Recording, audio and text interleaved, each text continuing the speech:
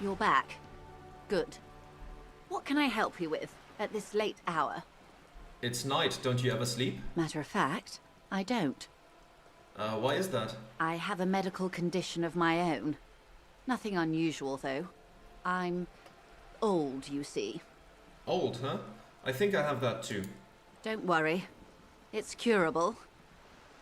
With questions. Ask me some. It'll help pass this night. So, I've been dealing with Everard again. She nods with well-contained curiosity. She's not even asking you anything. It's so easy to just say. Mr. Everard is helping me find my gun. Oh. That's so helpful of him. So very, very helpful. And how is that going? Do you have any leads on that gun? Mr. Everard is helping me find my gun. Ah. Oh my god, sorry. I'm gonna have to make sure I edit that out. 1 second. Mr. Everard is helping me find my Your gun. gun, yes. Do you want to talk about something else now? Mr. Everard is helping me find my gun. He seems to be in some sort of loop. Mr. Everard is helping me find my gun. Well, that's not good. Looks fine over here. You sure it's not some sort of glandular problem? What is happening? No, it's not that. It's... I have no idea. This is bad. Mr. Everard is helping me find my gun. Mr. Everard is helping me find my gun. Mr. Everard is helping me find my gun. Sweetheart, please stop repeating that now. Her eyes look worried, frightened even. Mr. Everard is helping me find my gun. Please. She looks around. Mr. Everard is helping me find my gun. Mr. Everard is helping me find my gun. How do we get out of here? What makes you think we will?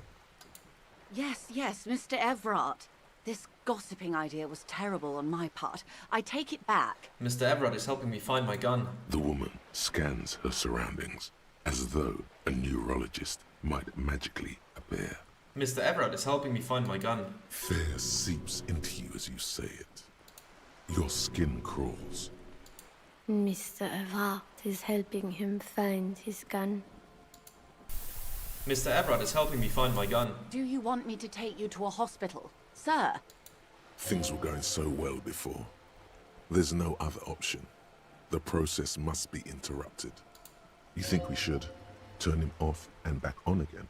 Mr. Everard is helping me find my gun. Officer! She waves her hand in front of your eyes. Mr. Everard is helping me find my gun. Yeah, we need to pull the plug. There's nothing else to do. Are you not afraid it'll kill him? Okay, I'm gonna do it. Hold on. Detective! Is everything all right in there?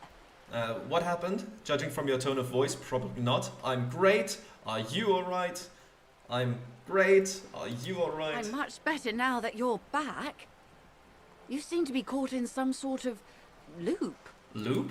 Never mind the details. We've wasted enough time as it is. What matters is that you seem to have got out of it. Now, please ask me something else before it happens again. Something that, preferably, doesn't include the words Mr. or Everard. I'd rather talk about something else for now, if you don't mind. Of course, Detective. You can always drop by later, should something come up. Now, what else can I do for you? Thank you, that's all for now. I just wanted to get that done. Anti-object task force. Okay, let's see. Behold, the anti-object task force has assembled. God's avenging angel, arrayed against the lower emanations of the darkened one. Shoe racks, tape recorders, motor carriages, and doors. So many doors. You're not just pounding it all to pieces. You're reforging the universe, from the anvil of the heavens to the worms below. Indulge in it. Be bold. Have an impact on the shape of creation. Out of the furnace of your rage.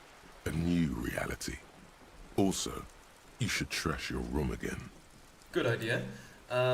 Attacking physical objects heals damage. +1 pain threshold, thick skin. All physique learning caps raised by 1. That sounds nice. I mean, we're not gonna get to the learning caps on physique because they're already pretty damn high, especially on shivers and electrochemistry. Just look at that. But I guess it's nice to have. And pain threshold wasn't our strongest one. I mean, endurance is low because we're not healed, but that's fine. Okay, so what do we have here? This is just... Oh, barbell, we can do that again. I might do that tomorrow, though. That's not really that pressing. We might go in there anyways. Well, we're gonna have to go in there anyways because we want to talk to the dice maker again. And there's some stuff done. Get the body down is done. Everything else, get a reality lowdown is done. Very nice. That's all taken care of. What do we have here? Clothes. Right. Polar harm laborer jeans. +1 electrochemistry, godass. -1 reaction speed, hindsighted. Although these jeans look worn, the wearer must have had an ass given to them by the mighty lord himself. That beautiful peach-shaped man-ass has imprinted itself so deep in the fabric you can't but wonder if wearing them would start molding your own vague rear side into a more shapely form as well. An item here, right. Empty cassette case, 50 cents. There used to be a tape in this case, but it was destroyed in a fit of rage. Something about the Etenier's single smallest church in Saint-Saëns must have rubbed someone the wrong way. The label says the song was recorded in 43. And an interactable, right, the boots. The Fairweather T500 boots with rotting flesh.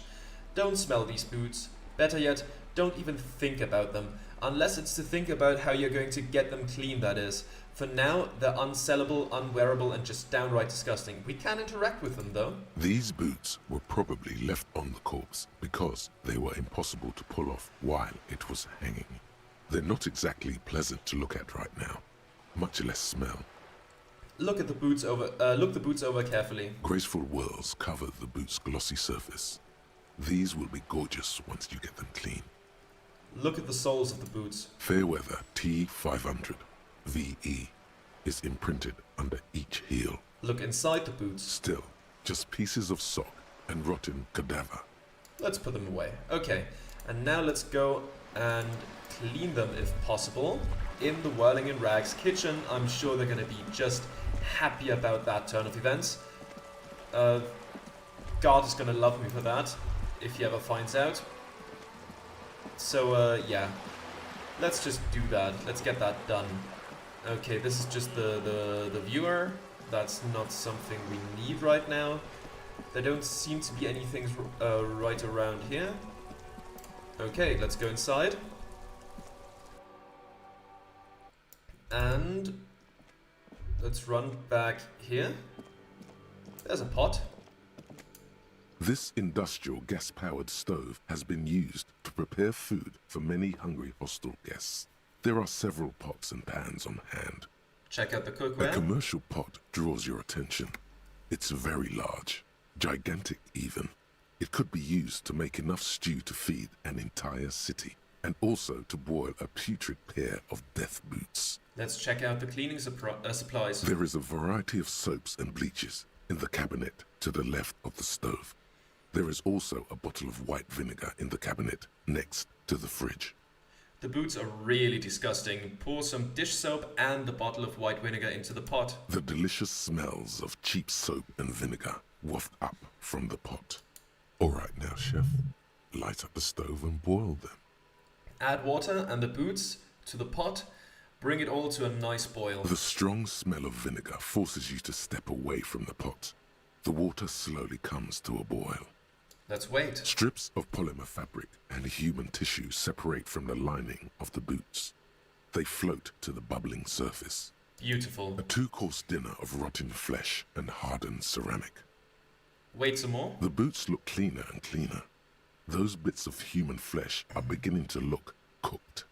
You can smell it too. Just like beef stew. A little more. That's it, chef.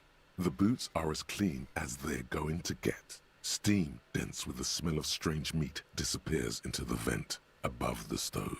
Let's dump the socks and flesh stew and examine our new boots. Pair of real beauties. The boots are shiny, hot, and reek of vinegar. Just perfect. Master Chef out. Okay then, we got another skill point. Let's take a look at the boots. +2 authority, put your foot down. -1 composure, shoes too big to fill. These greaves are light as feathers and just a tad too big for you, but don't let that bother you. With these on, you look like some kind of future warrior, and they'll keep you safe if you accidentally shoot yourself in the foot, so worth it. Let's put them on. We don't need the indirect modes of taxation at the moment, that's fine.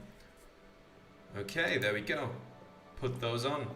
The tomatoes are so thinly sliced you can see through them. And they're gonna be lying outside for a long time, I suppose. Okay, what else do I want to do today? Everything else that I want to do is, I think, just read books and take a bath. All that can be done in my room. So let's go there right now. I think the bath first and then relax with a good book. There we go. Go in here. Wait, we should close the door. Close it. There we go. Much better. Can't really close the bathroom door, but that's fine. Anything else? What about this? A mirror hangs on the bathroom wall. In it, your face, adorned with the expression. Okay, I'm not going to fix it because I'm just not gonna be helpful like that. And those are still locked. I'm not really, you know, there's no urgency to do any of that. I'm fine with keeping the expression. This is not the cleanest bathtub in the world, but it's cleaner than you are right now. Let's continue. Ah, that soap scum smell. It smells like life, at least compared to you. Let's run ourselves a bath. The bathtub slowly fills with water. The water beckons. Undress, close your eyes and submerge. The water is only lukewarm, but still comforting. Like amniotic fluid. A few beer cans are bobbing up and down along your flanks, like sad duckies. You feel nice and lonely, and so tired. Let's leave the beer cans in. The cans continue to bob, as do your thoughts, aimlessly splashing up against the sides of the tub. They're not even really thoughts, just assorted sensations. None of them acute enough to focus on. Let's imagine something. You see the corpse. You can still smell the cadaver on you. It's going to take more than one bath to get rid of that stench. Then, houses along a narrow street. A video rental. Darkness on the planet's curvature. Linger in the tub a little. Your fingers grow pale and are covered with tiny whirls as the water cools. What are you doing? You're not some fat fish in a fucking aquarium. Time to get moving. Okay, let's get out. The waterline recedes as you stand. You are cold now. Your clothes stick to your still moist skin. Okay then. Alright, I don't want to read everything without Kim here. We might do some of that tomorrow. Like on day 3 we could in the evening quickly read all the books with Kim next to him, at least the ones where I want Kim with me for that. And then we could send him away in the evening to get rid of the corpse. I think we could do that. Yeah, so I'll read some of the books now and some of them later. I think I want Kim there to so I can comment on the most political book, of course. We've read about the Guide to Cockatoos, of course. There's the Map of Martinaise. There's the Greatest Innocence. Yeah, I think we should read the Greatest Innocence and then we can read... Well, no, actually, let's read the Ledger of Failure and Hatred first. I think I want to do that the ledger you found in the trash. A cabbage of papers hanging from the board, with the permeables drawer inside. It's barely held together by a clip, then made complete by the faint smell of urinal cleaner. Oh, and an incredibly cool piece of kitchen tissue is stuck to the back. Okay, let's take a look if we can read the case files now.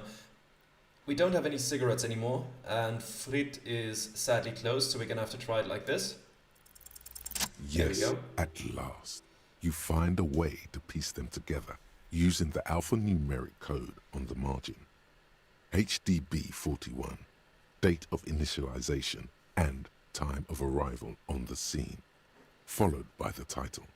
For example, HDB 41120117000, the Next World Mural. Wait, HDB 41 weren't those officer precinct? Why, yes, your precinct number is 41. And HDB? Every last alphanumeric in the files begins with it. And these are your case files. It's safe to say HDB are your initials. Harry Dubois, HDB.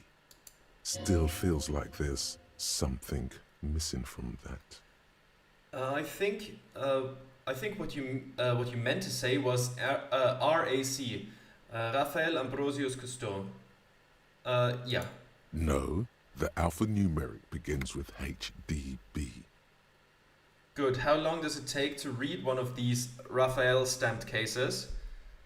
Actually, I'm ready to admit I'm not Raphael and go on with my life. No, let's persist. Fine. It takes about half an hour for you to piece one together.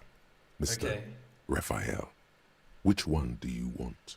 Okay, I think I'll read like one or two of those today. Then I'm gonna probably have to stop the recording, but we can read the other ones next time. Next World Mural. Yeah, why not? This one is relatively easy to reconstruct. Overnight on 1202, a graffito, nay, a mural, appears on an 8-story tenement overlooking central Jamrock. The building is a sparsely inhabited ghost tower, part of a failed real estate development called Grand Couronne. The mural is enormous. 2 silhouettes, a man and a woman, are kissing. The text cut into their form reads, "True love is possible only in the next world. For new people, it is too late for us. Wreak havoc on the middle class." People call it that thing and that fucking thing. It's visible for miles.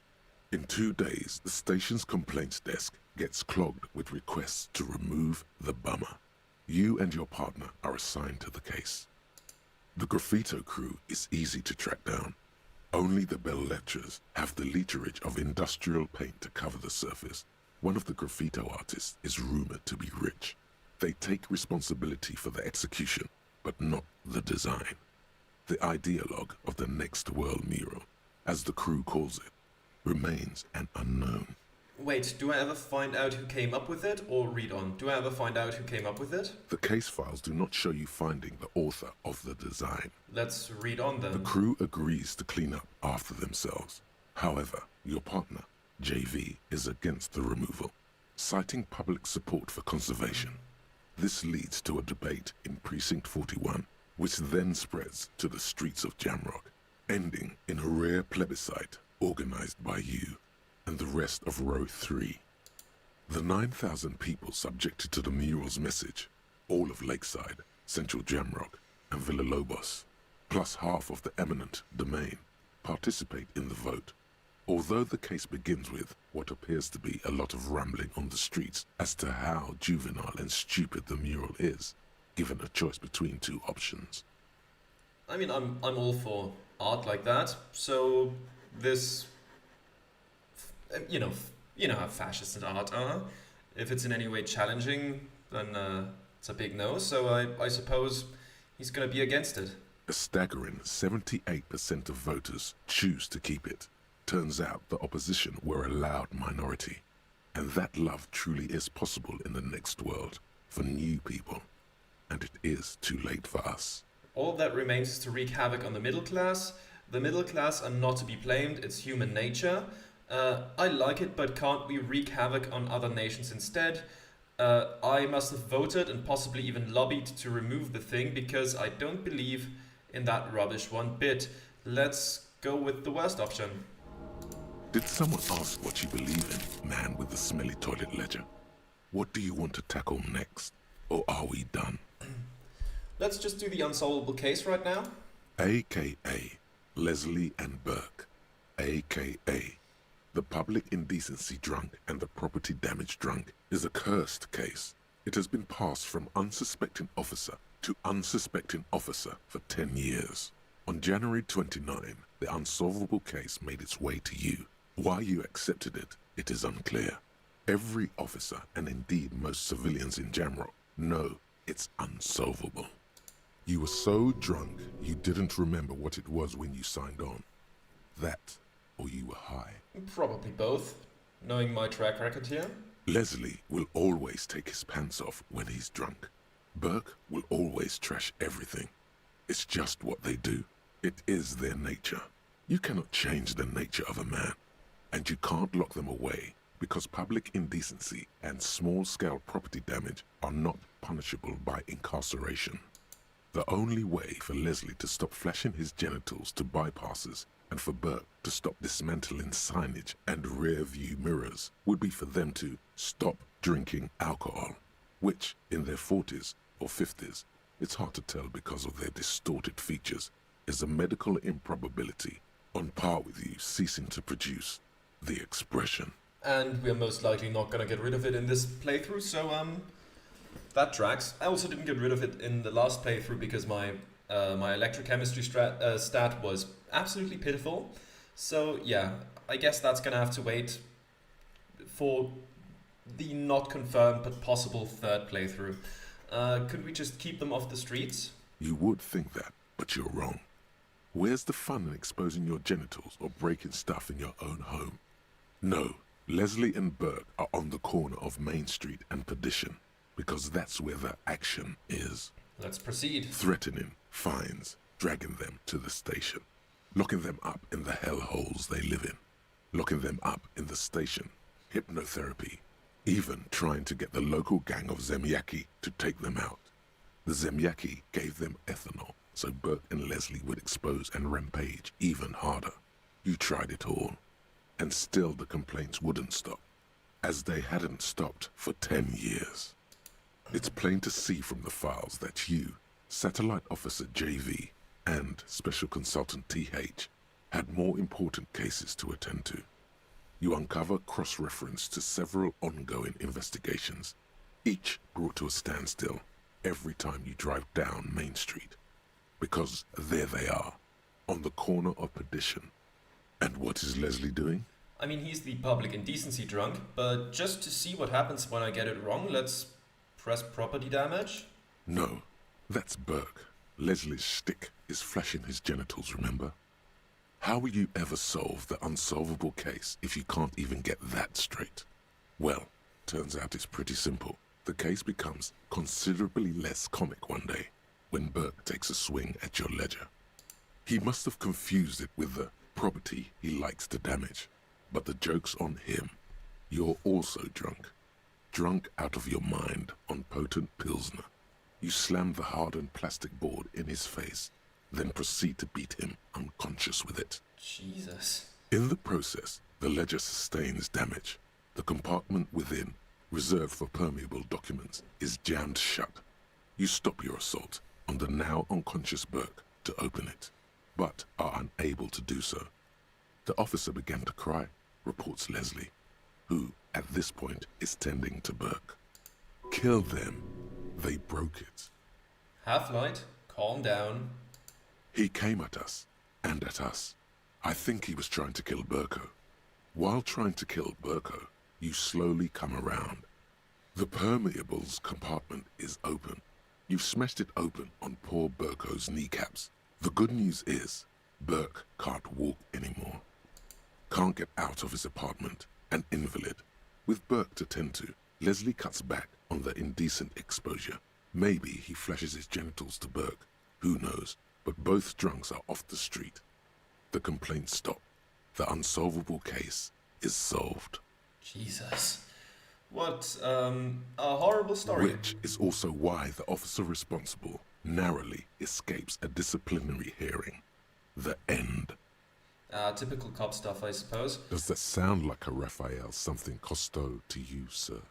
One last time, yes. Fine then. You've earned it. Oh, what? Okay. I can revisit this. Not much has changed in the meanwhile. A bunch of sodden papers still sags from the clipboard. Put it away. Okay.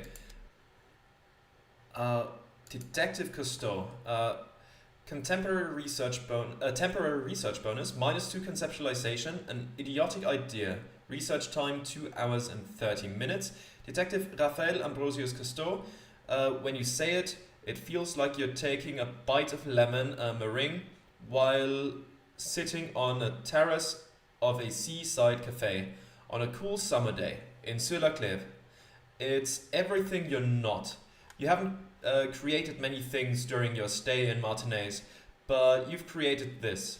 A fancy, sophisticated name that makes you sound intelligent and that no one seems to acknowledge.